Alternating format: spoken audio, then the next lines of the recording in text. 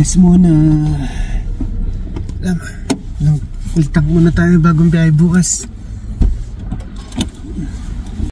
So yun guys, after ko magpa full tank, kinagabihan kinarga ko na yung mga gamit ko sa kotse. Pero 3 months ago, after ko makareceive ng job offer, nag-research muna ako about sa road sign and traffic regulation dito sa New Zealand. Since Philippine license pa rin ang gamit ko, at right-hand drive ang New Zealand, yung steering wheel nila nasa right side ng car at nagdadrive sila sa left side ng road.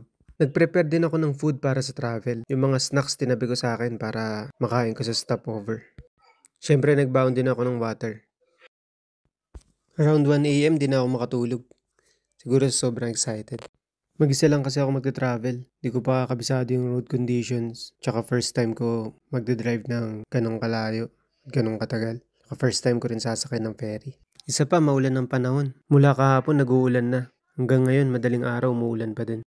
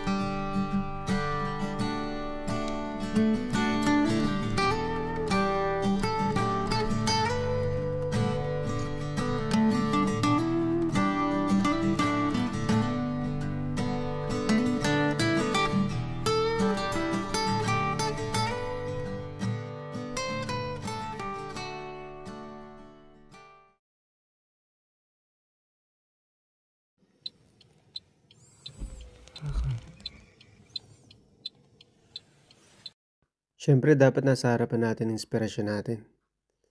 At hingi ng gabay galing sa taas. 3:30 AM umalis na ako ng Waipawa, Central Hawke's Bay. Kailangan kong bumiyahe ng 250 kilometers papuntang Wellington sa Blue Bridge Ferry Access. Nilagyan ko na nga rin ng seatbelt yung pasahero ko guys. 3 hours later. Kumusta naman yung pasahero ko? Naka-seatbelt pa din. 3 hours and 40 minutes na naging biyahe ko guys. Medyo maghihintay nga lang kayo sa pila ng mga sasakyan bago may sakay yung car nyo sa ferry. May time pa kayo para mag-toilet. Kung gusto nyo pala mag-book ng ferry guys, punta lang kayo sa Chrome, search nyo lang yung ferry Wellington to Picton or vice versa. Tapos makikita nyo na yung website ng Inter-Islander tsaka ng Blue Bridge. Pero sa Blue Bridge ako nag-book guys kasi mas mura sa kanila. Sa website ng Blue Bridge, click mo lang yung direction kung saan ka pupunta. Sa akin kasi is Wellington to Picton. Then, click mo yung one way. Pwede ring return. Then, yung leaving date.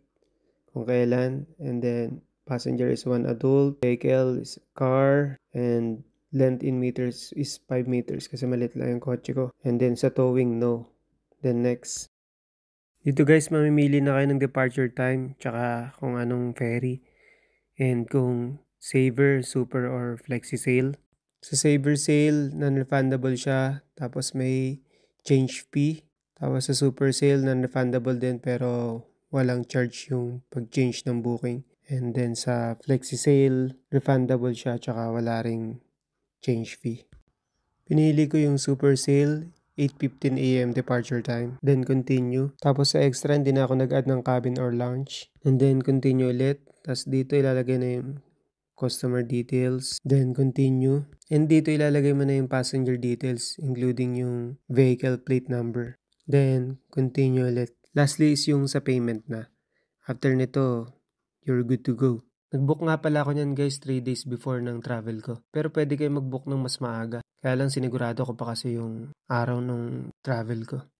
Tapos dito ilagay nyo lang yung card details nyo. Then submit. After nun, pwede nyo na i-print or i-download yung ticket nyo. Tandaan nyo pala anong day kayo nag-park ng sasakyan nyo para pagbaba nyo ng ferry, hindi na kayo maabala maghanap ng sasakyan. Then after, akit ka na ng escalator. Hindi ka na maliligaw, basta sundan mo lang yung mga taong naglalakad papasok ng ferry. Tsaka marami sila mga signages.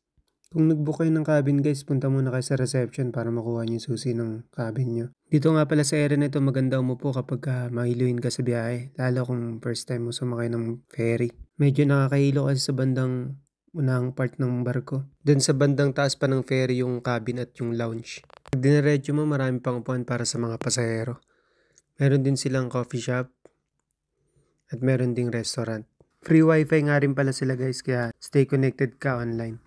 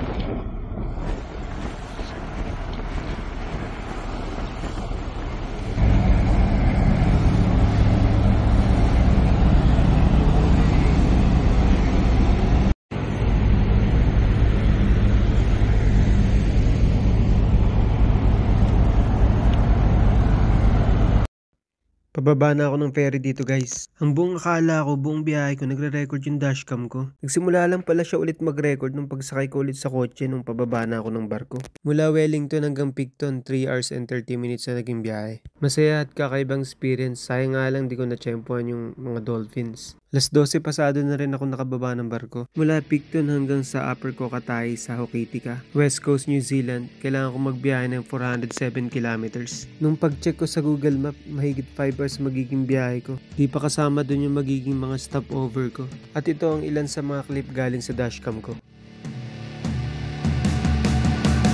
Hey man, how the hell you doing? I've been just fine living life with the noose and in my mind all I hear is music. Watching your mouth move, damn you look stupid. I feel like everyone's a stranger.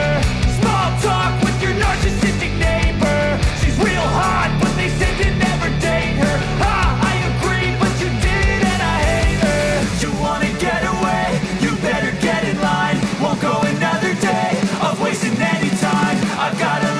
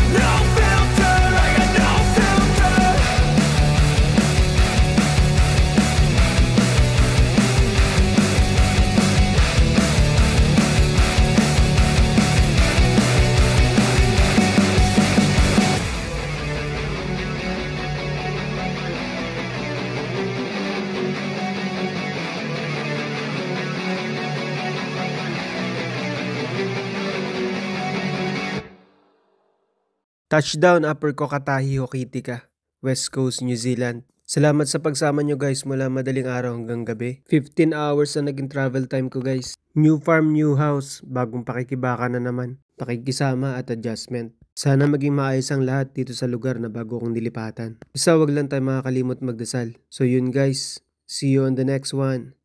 Ciao!